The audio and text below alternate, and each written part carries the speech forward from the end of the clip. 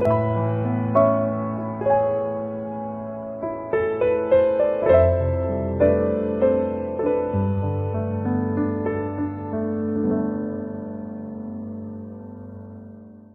향기 안 했고 그리스도를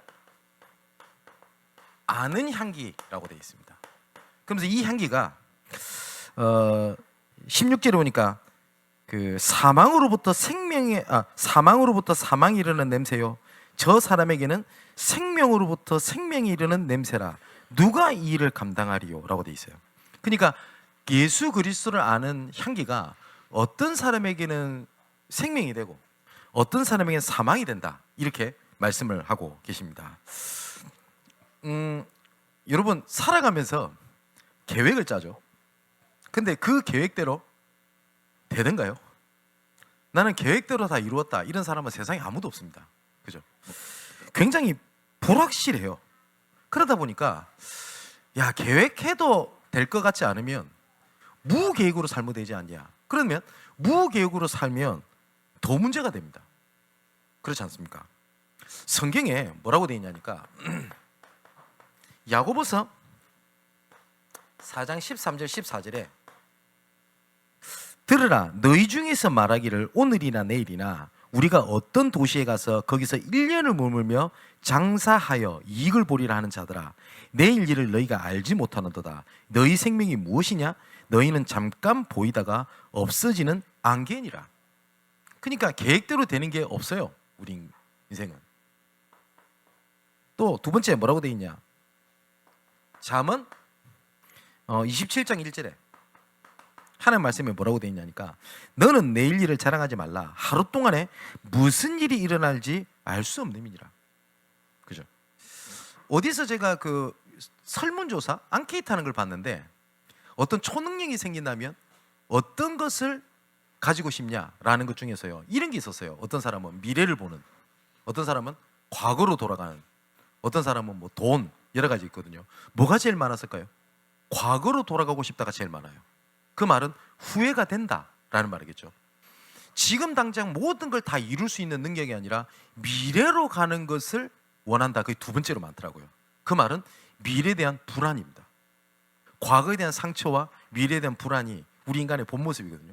그러니까 내가 무슨 일을 하더라도 우리가 그걸 자랑할 수가 없는 겁니다. 또 시편에는 39절에서 5절 6절을 보니까 이렇게 돼 있어요.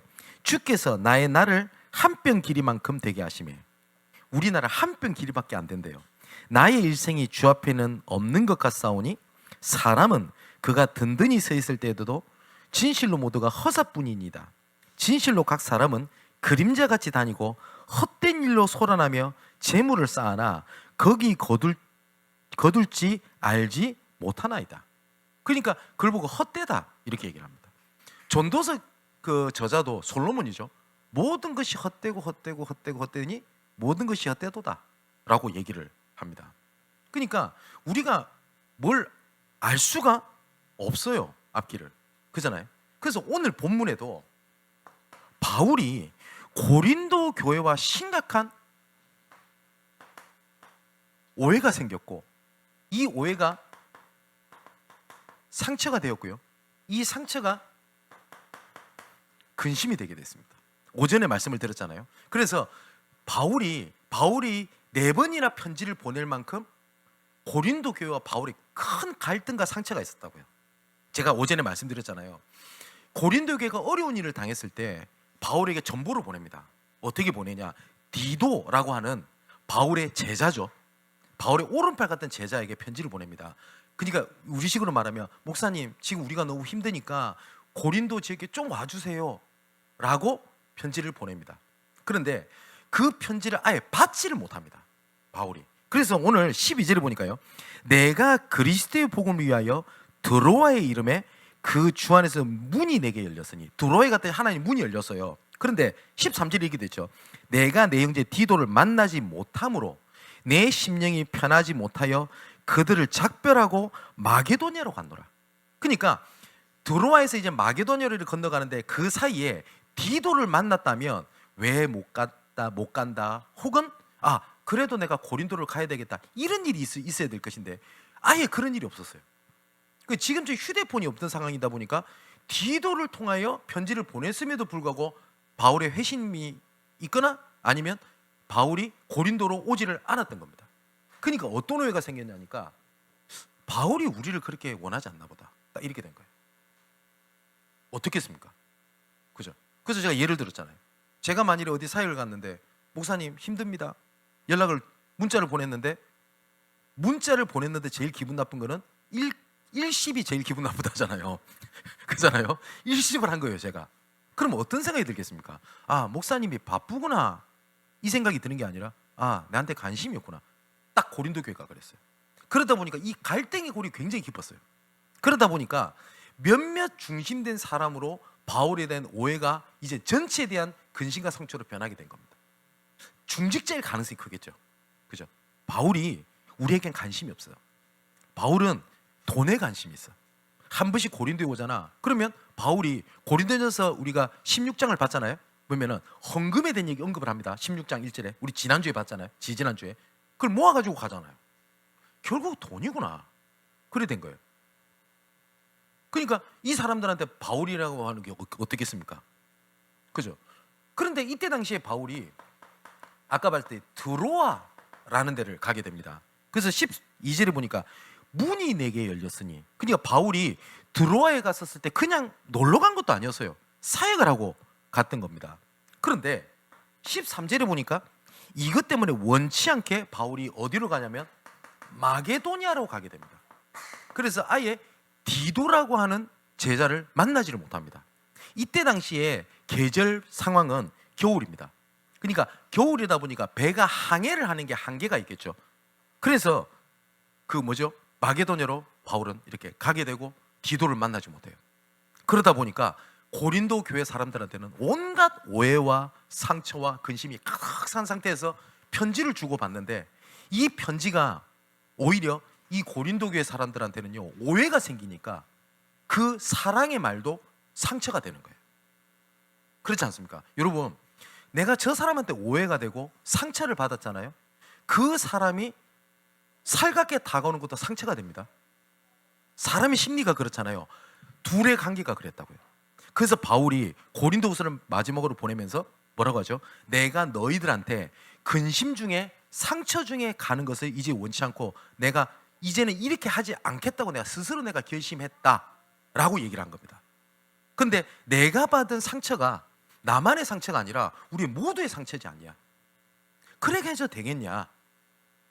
그 얘기가 오늘 오전에 된 메시지였고요. 오후 때는 그거에 대한 배경을 얘기를 합니다. 그러면서 이때 바울이 마게도냐에 갔을 때 어떤 일이 있었는지를 나중에 편지를 쭉 적어가면서 얘기를 하는데 7장 5절에 보면 이렇게 돼 있어요. 우리가 마게도냐에 이르렀을 때에도 우리 육체가 편하지 못하였고 사방으로 환난을 당하여 밖으로는 다투며 안으로는 어려움이었노라.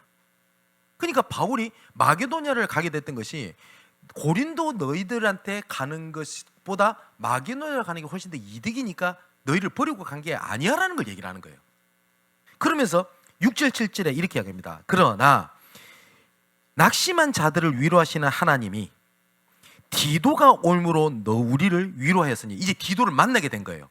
그리고 난 다음에 바울의 얘기를 듣습니다. 바울이 얘기를 듣습니다. 고린도 교회 이렇게 지금 힘들어요. 그래서 바울이 편지를 보내는 거예요. 그게 뭐라고요? 고린도 전 후서의 중간에 눈물의 편지라는 걸 보내는 겁니다. 여기에 반응이 온 거예요, 교회가. 그래서 바울이 이렇게 얘기합니다. 하나님이 디도가 오므로 우리를 위로하셨으니 그가 온 것뿐이 아니요 오직 그가 너희에게서 받은 위로로 위로하고 너희의 사모함과 애통함과 나를 위하여 열심히 있는 것을 우리에게 보고함으로 나를 더욱 기쁘게 하였느니라. 그러니까 바울이 눈물의 편지라는 것을 보내고 난 다음에 이 오해가 나도 오해였구나. 그리고 고린도 교회 사람들도 우리가 오해했구나 라는 걸로 나중에는 이것이 뭘로 바뀌니까 위로를 받게 됐다라고 하는 내용이 오늘 내용입니다. 자, 이처럼요 잠언 16장 9절에 보면 이런 말씀이 있어요. 사람이 마음으로는 자기 길을 계획할지라도 그 걸음을 인도하시는 이는 여호와이시니라. 그죠? 우리가 하나님의 절대 주권이라는 것 바깥에서 움직일 수 없다는 말이거든요.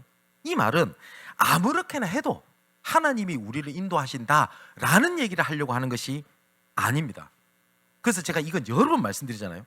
내가 어떠한 흐름 속에서 일어난 일이냐를 점검하는 게 가장 첫 번째입니다. 이게 하나님의 계획이냐 아니냐라는 것을 알려고 하면 내가 어떤 흐름, 쉽게 말하면 내가 어떤 영적 상태에서 일어난 일이고 만남이고 하는 일이냐는 것을 점검을 할 때 여기서요 내가 갱신해야 될 것, 기다려야 될 것, 도전해야 될 것이 나와요. 그죠? 지금 막 문제가 이루어지는 게 어쩔 때는 하나님의 계획이고 어쩔 때는 내가 기다려야 될 때가 있고 도전해야 될 때가 있잖아요. 그걸 어디서 점검할 수 있냐? 요걸 딱 점검하는 겁니다.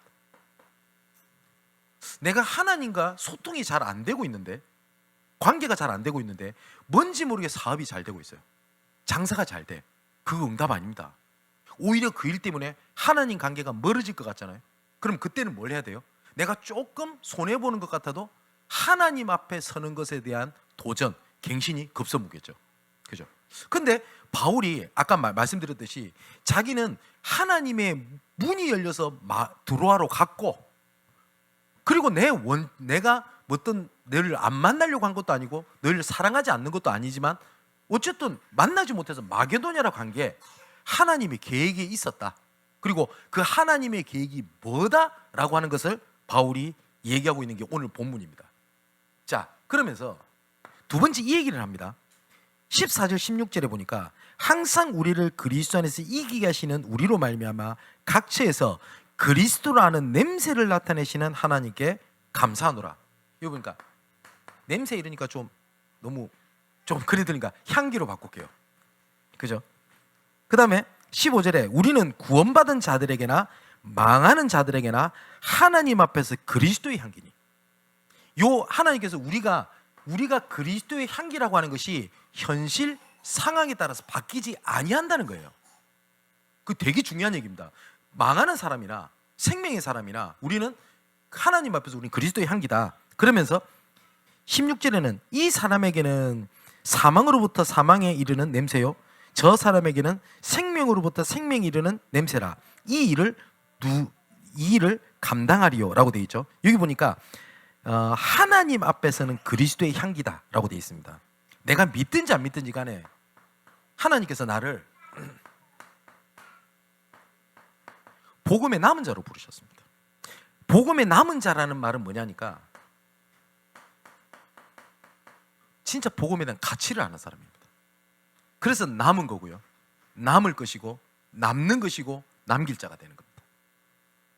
그리고 남은 자라고 하는 말은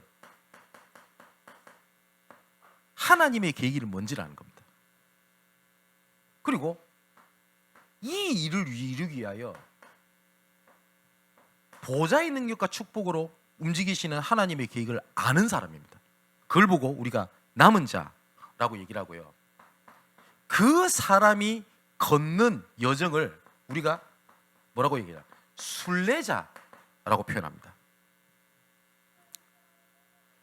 그러면 이 순례자가 그냥 살아가는 것처럼 보이지만 그게 전부 다 하나님 나라의 일을 이루는 일에 쓰이는 겁니다. 브리스길라 아굴라 부부가 세상 사람들이 봤을 때는 천막 만들어서 파는 장사꾼이고 돈 잘 버는 사람이었지만 하나님 보실 때는 로마서 16장 3절 4절에 보니까 나를 위하여 목이라도 내놓으시는 자다. 복음의 사람이었습니다. 그죠? 그게 뭐냐? 다른 사람이 봤을 때는 장사꾼이고 사업이지만 하나님 보실 때는 하나님의 나라 일을 하는 순례자였습니다. 뿐만 아니라 이런 사람들의 순례자의 특징이 어떤 일이 생기거나 문이 막히거나 아니면 잘 되거나 뭐 일이 있겠죠. 뭐 순례자로 살아가다 보면 이때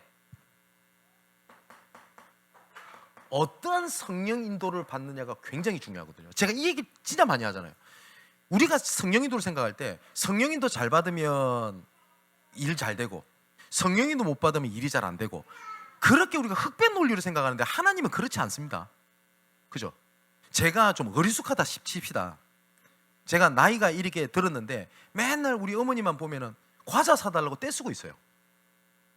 예? 이번에 추석에도 부모님 뵙고 왔는데 제가 추석날 가가지고 마트에 가서 초콜릿 사달라고 마트를 뒹굴면서 예? 막 때를 쓰면 제 부모님이 안 사줄까요? 사줍니다. 혀를 차면서 사줄 거예요. 그래 먹으라 하면서 아들이니까. 그죠? 근데 제가 옆집 아저씨한테 가서 나이 먹어가지고 사달라고 땡깡 치면 얻어 터지는 거예요 그때는. 근데 단지 아들이라는 이유로 사줘요. 근데 제가 그 초콜릿 받으면서 역시 우리 엄마 아빠 최고, 내가 진짜 제대로 사는 거, 이렇게 하면 바보죠. 그죠? 그것처럼 어린애다운 내가 성령 인도를 받으면 어린애다운 응답을 받습니다. 그럼 확실합니다. 하나님께서 버리냐? 안 버립니다. 하나님께서 분명히 약속하셨어요. 결단코 나가 너를 버리지 않겠다고. 그럼 그 수준에 딱 맞는 응답을 주십니다. 그런데 내가 전도자다운 성령 인도를 받겠다, 하나님께서 모든 관심을 하나님이 다 쏟아붓습니다. 그게 중요합니다. 그래서 제가 오전에 말씀드렸잖아요. 거의 대부분이 이 상처 이것 때문에 갖고 있는 게 뭔지 아십니까? 요거에 다 까져요. 패배의식. 패배의식이 쌓여있다 보니까 아예 싸우려고 하질 않아요. 싸우려고. 이순신 장군 영화를 제가 몇 개를 봤는데 이순신 장군이 본 그 이걸 봤대요. 딱 보니까 이 얘기를 하대요. 아예 왜군이랑 싸우면 진다라는 패배의식에 가로잡히기 때문에 이 대사가 제 마음속에 탁 와닿았어요. 이것을 바꿀 수만 있다면, 이것만 바꿀 수만 있다면 이길 수 있다 라는 표현을 하대요. 그럴 겁니다. 근데 그건 의지를 얘기하잖아요. 근데 분명히 예수님 뭐라고 말씀하셨냐? 내가 세상을 이겨노라. 아멘, 맞지요? 그러면 싸우면 돼요. 그런데 내가 지금까지 계속 상처, 분위기, 환경에 내 감정, 생각 모든 것에 계속 져왔단 말이에요. 진 것도 아닌데 그 패배의식에서 한 번만 내가 승리의 맛만 보면 되는데, 그죠? 공부가 못하는 애들 특징이 있어요. 해봤자 안 된다는 패배의식이 잡고 있어요. 근데 그 애가 공부를 해본단 말이에요. 점수가 딱 늘죠? 그 맛을 알죠? 걔는 해요. 근데 그 맛을 못 봐서 그래요. 거의 영적 싸움에서 실패해버립니다. 그래서 뭐라고 하냐? 상처 무서워. 상처는 치유가 잘 안 돼. 성경 글이 안 돼 있는데요. 성경에는 뭐라고 돼 있냐? 고린도후서 10장 4절에서 6절. 하나님을 대적하여 높아진 모든 것을 무너뜨리는 하나님의 능력이 됨이니라. 6절은 뭐라고 되어 있습니까? 너희 복종이 온전하게 될 때에 하나님을 아는 것을 대적하고 높아져 있는 견고한 진, 그거를 내가 무너뜨리려고 내가 준비 중에 있노라. 그게 쉽게 말하면 뭡니까? 너희 복종이 온전하게 될 때 내가 무너뜨리려고 딱 준비하고 있어. 이렇게 말씀하신 거예요. 그럼 뭐 어떻게 하면 돼요? 준비하신 거를 찾아내면 될 거 아닙니까? 근데 요게 다 잡혀 있는 겁니다. 조금만 그런 성령인도를 받는 겁니다. 그러면 내가 이 부분에 계속 묶이는 부분이 있어요. 그럼 그 부분에 뭐 애들 말로 그냥 숨 크게 한번 들이쉬고 붙는 거예요. 그러면 분명히 성경이 뭐라 해야 되냐? 너희 마귀를 대적해라. 그럼 뭐라고 해요? 그가 피하리라 라고 성경에 기록되어 있어요. 대적하면 피한다고 되어 있어요. 아, 대적하면 무너지는구나 라는 맛을 한번 봐버리면 더 이상 그 부분에 속지 않게 됩니다. 그런데 거의 대부분이 패배의식이 잡혀 있어요. 그래서 뭐라고 하죠? 체념을 하면서 얘기합니다. 아유, 내 영적 문제야. 그거 어쩌라고요? 그 문제를 십자가에서 예수님이 모든 문제를 끝내셨는데 내 스스로 뭐라고 하냐? 영적 문제야. 어쩌겠어. 난 안 돼. 패배의식. 됩니까? 안 되잖아요.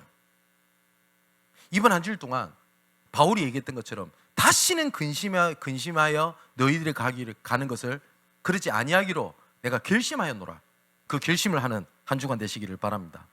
세 번째가 좀 중요한데요. 정복자라고 얘기를 합니다. 여기 보니까 그리스도를 아는 냄새인데 이 냄새가 어떤 사람에게는 사망의 냄새고 어떤 사람에게는 생명의 냄새다. 좀 이해가 안 되시죠? 요거는 로마 시대 때 문화를 조금 이해를 하는 것이 중요한데, 로마가 전 곳에 정복을 하잖아요. 그러면 장군들을 보낸단 말이에요. 그죠? 그럼 이 장군들이 이기고 돌아와요. 이기고 돌아올 때 그냥 돌아오는 게 아닙니다. 그래서 우리나라도 보면은 프랑스도 있죠. 개선문 이런 것처럼 승리하는 장군들이 들어올 수 있는 문을 타고 들어올 때 제일 앞에 뭐가 나팔수가 딱 붑니다. 지금으로 말하면 군악대죠. 그죠? 그래서 그 일반적으로 잘 모르겠는데 왜 군대에 군악대가 필요하지? 이 생각이 들잖아요. 제가 이걸 조금 느낀 적이 있습니다. 전 방위 출신이라 군대를 잘 모르는데 그 제가 창원에 예전에 창원에 그 39사단이라고 저 방위병들이 가는 그 훈련소 출신인데 행군이라는 걸 처음 했어요. 죽을 것 같아요. 제가 그때 그 눈 뜨고 잔다는 말이 그때 처음 알았어요. 눈 뜨고 자더만요, 진짜. 그런데 도착됐잖아요, 훈련소에. 근데 군악대가 빰빠람 하고 있거든요. 이야, 힘나대요. 그때 군악대가 필요하구나라는 걸 제가 처음 느꼈어요. 그러니까 개성장군이 이기고 돌아오면 군악대가 쫙 이렇게 연주를 합니다. 그 다음에는 그 뒤에 딱 누가 붙냐니까 전쟁에서 이겼던 그 탈침 전쟁 전리품, 그 다음에 보화 이런 것들을 그 다음 쫙 갖고 갑니다. 우리가 이겼던 증거물. 그리고 난 다음에 누굴 데리고 가냐? 포로를 딱 데리고 갑니다. 묶어서.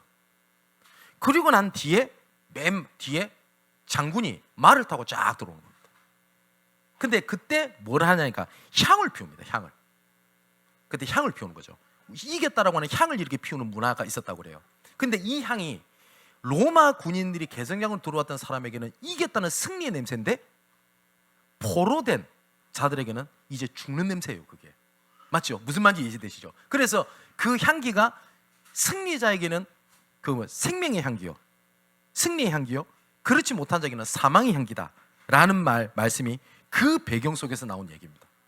그러면 우리를 하나님께서 정복자로 세우신다는 말은 하나님께서 하나님의 절대 목표가 있거든요. 제가 아까 사역자 모임 때도 말씀드렸는데 전도는 진정한 나를 찾는 거고 진정한 나를 찾도록 돕는 걸 보고 전도라고 합니다. 그게 무슨 말이냐니까 오전에 말씀드렸잖아요. 이런 상처, 오해, 근심 이게 가득 찼을 때 안 좋은 일이 일어납니다보다 더 심각한 문제가 뭐냐니까 진정한 나를 잃어버리는 거예요. 진정한 나를 잃어버리니까 나도 내 자신을 잃어버려서 내가 누군지, 내가 뭘 하는지, 무엇을 위해서 하는지 그걸 잃어버리고 살거든요. 그래서 제가 오전에 요압 장군 얘기랑 제가 아합 왕 예를 들었잖아요. 똑같아요. 하나님은 나를 부르실 때 완전한 계획과 목표를 가지고 나를 불렀거든요. 근데 이걸 잃어버리고 있는 거예요. 이거를 하나님은 그 목표를 이루기 위하여 어쩔 때는 문제, 어쩔 때는 사건, 어쩔 때는 상처처럼 딱 주셨는데 이것을 놓치게 되니까 뭐가 돼요? 얽매임이 되잖아요. 근데 그거를 찾아버리니까 그게 뭐예요? 그게 하나님의 도구가 되는 거 아닙니까? 그죠? 모세가 애굽에 대한 가득한 상처를 갖고 있었어요. 왜 하나님이? 그런데 하나님의 계획을 알게 됩니다. 출애굽을 위해서 하나님께서 주셨던 모든 경험이구나 그게. 그죠? 그게 도구가 된다고요. 그럼 그때부터 뭐가 됩니까? 정복당한 것이 뭐가 돼요? 정복자가 되는 겁니다. 그때부터 파수꾼이 어떤 역할을 하는 건지, 어떻게 치유하는 돕고 해야 될지 영적인 의사, 그 다음에 내가 지역을 대표하는 대사, 이런 역할을 그때부터 할 수 있는 거예요. 근데 우리는 사단이 계속 속이는 게 뭐냐니까 나는 지금 있는 상황이 이러니까 나는 못하는 거야 라고 얘기를 합니다. 지난주에도 우리 말씀드렸잖아요. 하나님은 우리의 환경을 바꾸시려고 하는 게 아니에요. 하나님 성경을 보세요. 하나님은 환경을 바꾸신 적이 없어요. 뭐냐? 나를 바꾸셨어요. 더 정확하게 나의 눈을 바꾸셨어요. 보는 것을. 그죠? 그래서 천국 비유를 말씀하시면서 예수님이 이렇게 말씀하시죠. 천국의 비유는 이러하니, 그죠? 소장농이 밭을 판 겁니다. 근데 어느 날 밭 밑에 보화가 발견되는 걸 봤어요. 현실은 소장농이랑 하나도 달라진 게 없어요. 그죠? 뭐만 봐자 보화를 봤어요. 그랬더니 이 소장농이 모든 게 다 달라져요. 내 생명을 걸고 이 밭을 사는데 자기 생명을 다 겁니다. 주인을 찾아가요. 밥 파세요. 야, 네가 돈이 어딨냐? 안 팔아. 2배 드릴게요. 안 팔아. 3배 드릴게요. 그랬더니 이 주인 입장에서는 이 소장농이 호구로 보인 거예요. 바보, 쪼다, 수수방탱이, 온갖 욕이 다 나와. 4배 드릴게요. 4배 줄 거지? 예, 4배 드리겠습니다. 그래, 팔게. 샀어요. 그러면 이 주인은 자기 친구들한테 가서 그랬겠죠. 야, 내 밭 관리하는 저 소장농인데 저 바보야, 바보. 못 배워서 그래. 이걸 4배나 주고 사. 라고 욕을 할지 모르지만 이 소장농은 본 게 달라요. 그죠? 그게 복음에 대한 비밀입니다. 어떤 사람은 그럽니다. 그 가서 복음 전하면서 그렇게 고난당하면서 있는 것이 굳이 그렇게 해야 되나? 그죠? 하나님이 굳이 그렇게 하셔야 됩니까? 그거는 비밀을 못 본 사람이 아니에요. 같이. 이때 전무후무, 이걸 다른 말로 말하면 여기서 하나님이 주신 응답은 영원합니다. 그죠? 이게 오늘 본문의 내용입니다. 그럼 한 가지를 더, 17절에 중요한 얘기 있어요. 우리 청년들이 조금 잡아야 될 메시지인데, 자, 17절에 이렇게 되어 있습니다. 우리는 수많은 사람들처럼 하나님의 말씀을 혼잡하게 하지 아니하고, 뭐라고요? 하나님의 말씀을 혼잡하게 하지 아니하고 곧 순전함으로 하나님께 받은 것 같이 하나님 앞에서와 그리스도 안에서 말하노라. 그러니까 이 하나님의 말씀을 바울이 어떻게 잡았는지를 얘기를 하는 것이 뭐냐니까, 순전하다 할 때 순수하다고 하죠. 이게 하나님 앞에 순수한 복음, 순수한 전도입니다. 바울은 뭐라고 얘기를 하니까 혼잡하게 하지 아니한다 라고 얘기를 해요. 그래서 제가 우리 랩런트들 기억 잘하라고 단어를 좀 쓴 게, 어떠한 믿음이 되겠냐 할 때요, 단, 무, 지. 어떻게 믿어야 되냐? 단순하게 믿어야 돼요. 머리 쓰는 거 아니에요. 머리 쓰는 거 아니에요. 그리고 조금 무식하게 믿어야 돼요. 말씀이 맞다면 맞는 거예요. 그죠?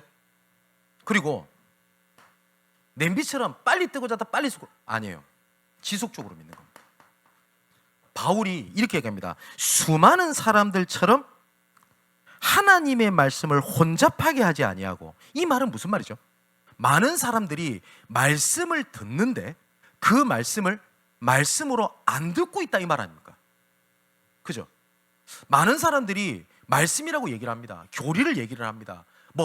이것이, 이 표현이 맞니 틀렸니 이렇게 하니 아니라고 얘기를 합니다. 근데 하나님 보실 때는 말씀이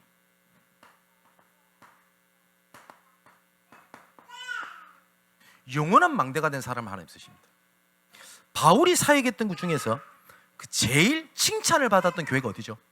데살로니가 교회입니다. 근데 데살로니가전서 2장 13절에 보니까 데살로니가 교회가 이렇게 칭찬을 받았던 이유가 있습니다. 뭐라고 돼 있냐? 이러므로 우리가 끊임없이 감사함은 너희가 우리에게 들은 바, 자, 잘 들어보세요. 하나님의 말씀을 받을 때에 사람의 말로 받지 아니하고 하나님의 말씀으로 받음이니 진실로 그러하도다. 이 말씀이 또한 너희 믿는 자 가운데서 역사하느니라. 데살로니가 교회는요, 하나님의 말씀으로 들었어요. 목사님의 말, 바울의 말, 베드로의 말, 좋은 말로 듣지를 않았다고요. 그런데 지금 믿는 사람들이 어떻게 하냐? 하나님의 말씀을 참고를 하지 하나님의 말씀을 믿지를 않아요. 하나님 말씀을 안 믿는 게 아니라니까요. 뭐요? 2순위, 3순위예요. 제가 말씀드리잖아요. 유대인들은 단 한 번도 하나님을 배신한 적이 없어요. 지금 이스라엘 있죠. 전면전 갈 것 같은데 이스라엘 단 한 번도 하나님을 저버린 적이 없다니까요. 근데 하나님은 계속 얘기합니다. 우상을 버려. 우상을 버려. 두 주인을 섬길 수 없어. 근데 유대인들은 자기하고 상관없는 얘기를 하더래요. 왜냐? 자기는 단 한 번도 하나님을 거부해 본 적이 없어요. 근데 뭐냐? 하나님도 믿고 다른 것도 믿어요. 근데 성경은 하나님만 바라보라고 얘기를 해요. 예수 그리스도만 길이라고 얘기를 해요. 성령 인도만 너희의 방법이라고 얘기를 해요. 성경은 오직을 얘기를 해요. 근데 사단은요, 오직을 빼버려요. 지금도요, 로잔 대회, WCC 혹시 들어보셨습니까? 그 모든 것이 뭘 얘기를 하냐? 종교 통합을 외치고 있어요. 말은 그렇게 안 하는데. 보시는 거예요. 전부 다 뭐냐? 그리스도도 믿고 딴 것도 수용하는 겁니다. 그게 맞나요? 성경에 있는 모든 사람들은 오직 그리스도 외에는 다른 길이 없다. 사도행전 4장 12절에 천하인간의 구원할 만한 다른 이름을 우리에게 주신 적이 없음이니라. 이것 때문에 베드로가 목을 내놨어요. 그렇죠? 그 순간에 예수에게 하지마 라고 할 때 살살 얘기해야지. 그러면 베드로 안 죽습니다. 신사참배 앞에 그냥 믿어. 근데 국가 의례라고 생각하고 절하면 될 거 아니야. 그런데 주기철 목사님은 고개를 숙이지 않았어요. 주변 사람들 그렇습니다. 너의 잘못된 아집된 믿음이 교회를 어지럽게 한다고 얘기를 했고, 주기철 목사님을 교단에서 목을 쳤어요. 그 말에는 맞을 수 있잖아요. 왜 유별나냐?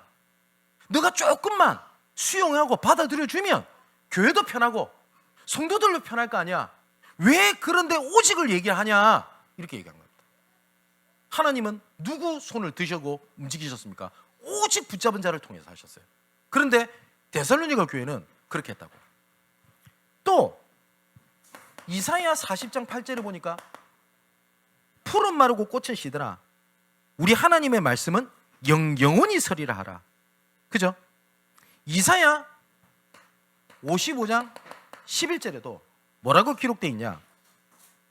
내 입에서 나가는 말도 이와 같이 헛되로 내게로 돌아오지 아니하고 나의 기뻐하는 뜻을 이루며 내가 보낸 일에 형통함이니라. 하나님은 말씀을 선포했으면 그 말씀을 반드시 이루시겠다고 약속하셨어요. 맞죠? 그러면 하나님께서 혹시 결혼을 하는 우리 청년들, 제가 이 얘기 종종 하잖아요. 결혼할 때 주례 없는 결혼식 편하게 좋아요. 다 좋아요. 그런데 그 결혼에 하나님께서 우리 가정에 무엇이라 말씀하셨는지 진짜 중요하다고 보거든요. 그게 없으면 나중에 관계 깨질 때요, 흔들려야 돼요. 맞죠?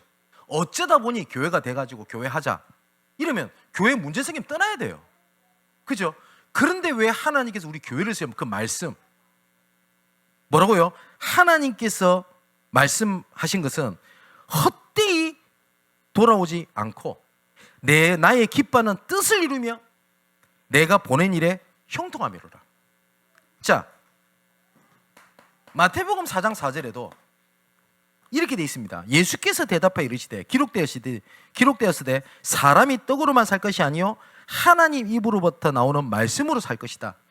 아모스 선지자 똑같은 얘기합니다. 너희들의 갈급함은 딴 데 있지 않아.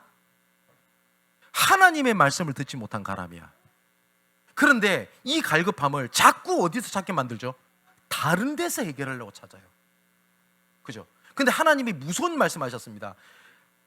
하나님의 말씀을 듣지 못하는 가람이야. 근데 너 지금 듣지 못하면 나중에는 어디를 헤매도 듣지 못할 때가 올 거야. 이사야 55장에는 너희는 여호와를 만나만 할 때 찾으라. 가까이 계실 때 부르라.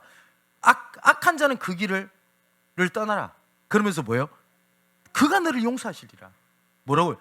만날 때가 있다고 얘기를 해요. 하나님께서는 말씀의 때를 말씀하셨어요. 근데 이 때를 딱 놓쳐버리잖아요. 그럼 어떻게 되는지 압니까? 말씀을 들으러 가지 못할 만큼 내용적으로 황폐돼 버려요. 그럼 사실상 어려운 거 아닙니까? 그죠? 그 망대를 세워서 뭘 하라는 거냐? 그 망대 위에 파수꾼으로 빛을 비추라는 겁니다. 그 목적은 하나님께서 여러분들 축복하실 겁니다. 여러분 학업도 축복하실 거고 경제도 축복하실 겁니다. 근데 그 목적이 있다고요. 뭐야? 빛을 발하라 라고 말씀하셨습니다. 어떠한 빛을 발하는 거냐? 조금만 고린도후서 7장 10절에서 9절 10절에 조금만 내가 하나님 앞에 고민해 보는 겁니다. 질문하는 겁니다. 무엇이 하나님의 계획입니까? 근데 성경에는 이렇게 되어 있습니다. 이 근심은 생명을 얻는 근심이라고 되어 있어요. 세상 모든 근심은 사망에 이르는 근심이지만 하나님의 뜻대로라는 근심은 너희들이 생명 얻는 근심이다라고 되어 있어요. 그 근심이 너희를 얼마나 분하게 하며 얼마나 형통하게 하며 다른 사람 앞에 깨끗하게 하는 하나님의 계획이라고 했거든요. 뭐가 하나님의 계획이지? 라고 하는 근심만 해도 그게 하나님 기도로 들으신다고요. 그런데 그 근심이 없이 세상에서 뭐라고 얘기합니까? 네가 원하는 것을 해. 네가 원하는 걸 했으면 된 거야. 그렇게 얘기 안 합니까? 요새 광고 프레즈에서 내가 볼 때마다 느끼는 게 좋으면 됐어. 네가 원하는 거 하면 된 거야. 맞습니까? 그죠? 근데 이 생각을 아예 안 하잖아요. 이게 하나님의 계획이 맞습니까? 근데 이 하나님의 계획이 맞습니까? 라는 질문보다는 어떤 게 더 크냐? 이걸 어떻게 하면 이룰 수 있을까? 어떻게 하면 할 수 있을까? 이게 내가 할 수 있을까? 하나님이 근심이 아니라 다른 근심을 하고 있단 말이에요. 그래서 하나님이 말씀하신 겁니다. 이사야 60장 1절에 3절 일어나라 빛을 발하라. 이미 여호와의 영광이 내 위에 임하여 졌느니라. 그죠? 이사야 61장 1절에 3절에도 뭐라고 돼 있냐? 주 여호와의 영이 내게 내리셨으니, 내릴 것이냐고, 내리셨으니 내게 기름을 부으사 마음이 상한 자를 고치며 포로단 자에게 자유를, 갇힌 자에게 노임을 선포하게 하심이라. 여호와의 은혜의 해와 보복의 날을 선포하겠다. 그죠? 이미 이루어졌다라고 말씀하셨습니다. 이사야 62장 6절에서 12절의 말씀 보니까 그래서 어떻게 하냐? 큰 길을 수축해라. 길을. 그 뭐죠? 내 입을 크게 열라. 내가 채우리라. 뭐냐? 많이 몰려들 거야. 그러니까 큰 길을 수축해 라고 얘기를 했어요. 근데 이스라엘 백성들은 이때 당시에 패배의식에 가로잡혀 있습니다. 우리가 되겠습니까? 할 수 있겠습니까? 그죠? 근데 이미 싸워보지도 않았어요. 그 전에 있던 경험을 가지고 안 돼. 그래서 하나님이 큰 길을 수축해라. 두 번째 뭘 얘기하죠? 돌을 제거해라. 왜냐? 걸려 넘어지니까. 그 뭡니까? 다시는 내가 너희들 근심 중에 너희들이 가지 않기로 내 스스로 결심하였노라. 그리고 돌을 제거해라. 또 뭐라고 하면 만민을 위해서 깃발을 들어라. 왜? 아무도 안 들으니까. 그러면서 22절에 굉장히 중요한 말씀을 하십니다. 뭐라고 말씀하시냐? 내가 지을 새 하늘과 새 땅이 내 앞에 항상 있는 것 같이 너희 자손과 너희 이름이 항상 있으리라. 여호와의 말이니라. 새 일을 행하겠다라고 말씀하셨습니다. 그죠? 망대. 그리고 이거를 다른 말로 말하면 빛을 파수망대. 그러면 세 번째 딱 나오는 응답이 있습니다. 뭐냐니까 이거를 우리가 안테나라고 표현하거든요. 안테나는 통하는 걸 얘기를 하죠. 그때부터 어떻게 됩니까? 하나님과 내가 통하는 거예요. 이게 무슨 말이냐니까 하나님의 말씀이 나랑 딱 맞는 겁니다. 어떻게 하나님이 정확하게 나한테 이렇게 말씀을 주시지?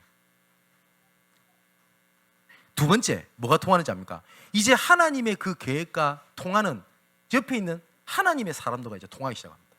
친한 게 아니라 말씀 갖고 이제 대화가 되는 거예요. 그죠? 세 번째는 말씀을 가지고 현장에 갔더니 현장에 그대로 이루어지는 겁니다. 그걸 보고 성취라고 그럽니다. 그걸 보고 뭐라고 하냐? 안테나라고 합니다. 그래서 망대, 파수망대, 안테나. 그래서 제일 중요한 게 있습니다. 하나님의 말씀을 하나님의 말씀으로 듣는 겁니다. 그래서 오전에 진짜 제 속에 있는 얘기를 한 겁니다. 저를 위해서 기도해 주실 때 제가 항상 설교나 강의 전에 항상 기도하는 게 있다고 얘기했죠. 하나님, 혹시 내 감정, 내 계획, 내 상처가 말씀을 빙자해서 전달되지 않도록 제 입을 지켜주옵소서. 혹시 하나님께서 필요 없는 말을 내가 준비했다가 하거든 하나님께서 내 입을 막아 그 부른 부분이 전달되지 않게 하옵소서. 그래서 우리에게 비전이 있지 않습니까? 오직 복음만 말하고 오직 복음만 붙잡고 오직 복음만 증거했더니 나머지는 하나님 책임지더라. 그래서 저는 그 안에 경제도 있고 그 안에 내 미래도 있고 그 안에 저는 후대도 있다고 좀 믿습니다. 근데 만일에 제가 우리 교회가 건축을 해야 돼요. 예를 들어 야 건축할 때가 됐어.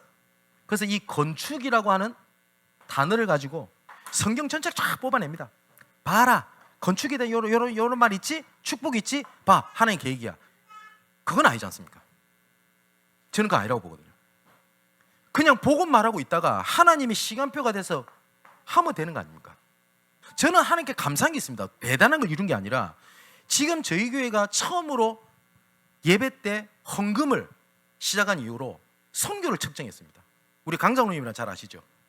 그 이후로 단 한 번도 선교를 끊어본 적이 없고, 선교를 해서 이렇게 하자 저렇게 하자 한 거 없이 지금까지 많은 이렇게 저렇게 돕는 일들을 할 수 있도록 하나님은 우리에게 은혜를 베풀어 주셨어요. 맞죠? 이후로도 그렇게 인도받으려고 합니다. 그래서 제가 아까 말씀드렸듯이 무엇을 이루기 위해서 저는 말씀을 절대 이용을 하지 않겠습니다. 예를 들어 뭐 시험 안 들 사람, 우리 강장로님 시험 들지 마세요. 강장로님 한번 까야 되겠어. 마음에 안 들어. 말씀 봤죠? 말씀이 이리 돼 있잖아. 장로님 그 잘못한 거예요. 그건 하나님 말씀 아니잖아요. 그렇잖아요. 그런 식으로 따지면 다 찾으면 다 찾을 수 있어요. 근데 우리는 그걸 하나님 말씀이다 이러면 안 되지 않습니까? 오늘 본문에 뭐라고요? 마지막에 우리는 수많은 사람들처럼 하나님의 말씀을 혼잡하게 하지 아니하고 곧 순전함으로 하나님께 받은 것 같이 하나님 앞에서와 그리스도 안에서 말하노라.